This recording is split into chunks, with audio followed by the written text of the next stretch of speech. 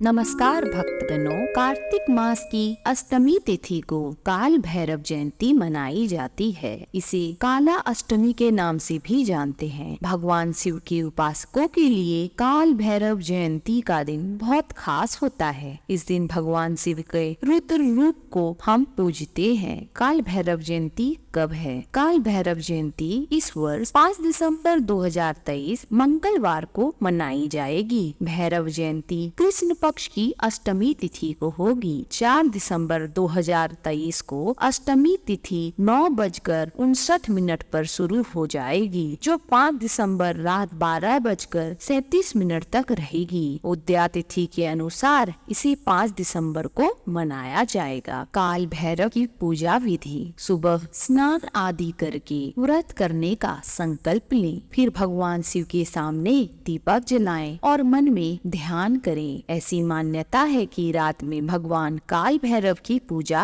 की जाती है। इस दिन किसी मंदिर में जाएं और भगवान काल भैरव के सामने चौमुख दीपक जलाएं। उनको फूल, इमरती, जलेबी, नारियल, पान, उड़द आदि चीजें चढ़ाएं। पूजा के दौरान श्री भैरव चालीसा का पाठ करें और पूजा समाप्त होने पर आरती करें। अंत में अपने द्वारा की गई गलतियों की क्षमा काल भैरव से मांगे। मान्यता है कि काल भैरव की पूजा करने वाले व्यक्ति को भगवान शिव वरदान देते हैं, अपने भक्तों की हर मनोकामना को पूरा करते हैं। उनके जीवन में किसी भी परेशानी, डर, बीमारी और दर्द को काल भैरव दूर करते हैं। भगवान को खुश करने के लिए इस दिन कुत्तों को भोजन अवश्य कराएं। काल भैरव जयंती अगर मंगलवार या रविवार को पड़ती है तो ये दिन बहुत शुभ माना जाता है। ऐसा इसलिए कि ये दिन बाबा काल भैरव को समर्पित होते हैं। हिंदू मान्यता के अनुसार काल भैरव को शिव जी की भयावह अभिव्यक्ति यानी रौद्र अवतार बताया गया है। मान्यता है कि काल भैरव अष्टमी के दिन भैरव बाबा के नाम लेने मात्र से सभी नकारात्मक शक्तियों का अंत हो जाता है। काल भैरव की उत्पत्ति कैसे हुई थी? अगहन या मार्गशीर्ष मास की कृष्ण पक्ष की अष्टमी तिथि को भगवान शिव के अंश काल भैरव की उत्पत्ति हुई थी। इस तिथि को काल भैरव जयंती के रूप में मनाया जाता है। काल भैरव की उत्पत्ति भगवान शिव के क्रोध के परिणाम स्वरूप हुआ था। तो चलिए अब हम काल भैरव कथा का श्रवण करते हैं। माता सती के पिता दक्ष थे। सती ने अपने पिता की इच्छा के विरुद्ध भगवान शिव को अपना जीवन साथी चुन लिया और उनसे विवाह कर लिया। उनके इस फैसले से राजा दक्ष बहुत दुखी और क्रोधित हुए।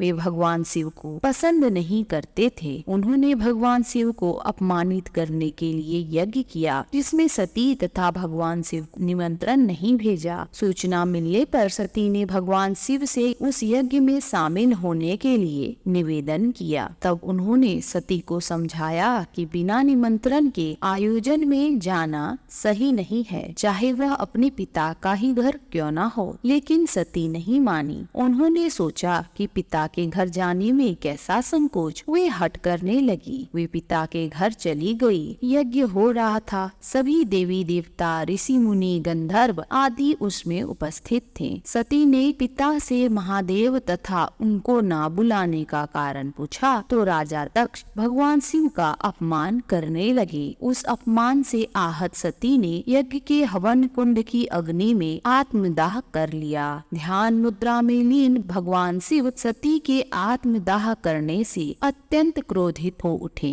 राजा दक्ष के घमंड को चूर करने के लिए भगवान शिव के क्रोध से काल भैरव की उत्पत्ति हुई। भगवान शिव ने काल भैरव को उस यज्ञ में भेजा। काल भैरव का रौद्र रूप देखकर यज्ञ स्थल पर मौजूद सभी देवी देवता भयभीत हो गए। काल भैरव ने राजा दक्ष का सिर धड़ से अलग कर दिया। तभी भगवान शिव भी वहां पहुँचे और सती के पार्थिव शरीर को देखकर अत्यंत दुखी हो गए। वे सती के पार्थिव शरीर को लेकर पूरे ब्रह्मांड की परिक्रमा करने लगे। ऐसी स्थिति देखकर भगवान विष्णु ने अपने चक्र से सती के शरीर के 51 टुकड़े कर दिए। सती के अंग पृथ्वी पर जहाँ जहाँ गिरे वहाँ वहाँ शक्ति पीठ बन गए, जहाँ आज भी पूजा की जाती है। धार्मिक मान्यता के अनुसार काल भैरव उन सभी शक्ति पीठों की रक्षा करते हैं। तो ये थी काल भैरव की कथा। भक्तगणों, यदि आपको यह पसंद आई है तो हमारे चैनल को लाइक, शेयर, सब्सक्राइब करना ना भूलिए। धन्यवाद।